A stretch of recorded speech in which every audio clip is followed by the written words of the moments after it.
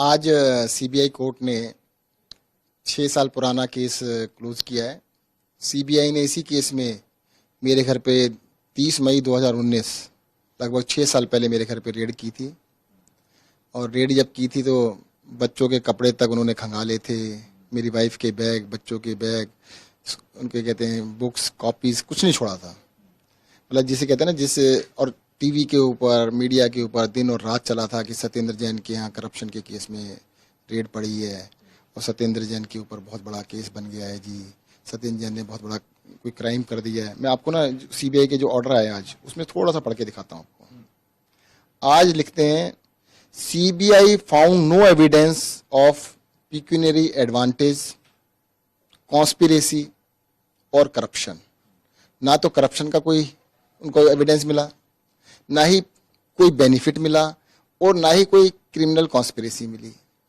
कुछ भी मेरे खिलाफ किसी भी तरह की चीज़ नहीं मिली है 6-6.5 साल के बाद। बट वो 6 साल तो निकल गए ना। उस 6 साल के अंदर जिस तरह की तोहमतें लगी, जिस तरह के आरोप लगाए गए, वो कौन वापस करेगा। मैं यही कहना चाहता हूँ कि राजनीतिक उद्देश्य से इस तरह की केस बनाना ठीक नहीं है।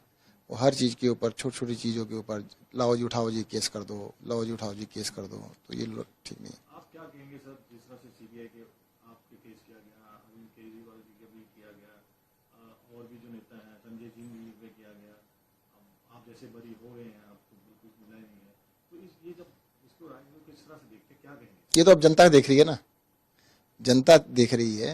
और ये पहला केस खत्म नहीं हुआ। जनता को मैं बताना चाहता हूँ, एक केस और भी था। उनको ये याद होगा, मेरी बेटी के ऊपर केस बनाया गया था कि सत्येंद्र जैन की बेटी को 1,15,000 रुपये महीना नौकरी पर रखा गया। बिल्कुल झूठा केस था। वो केस भी क्लोज हुआ था।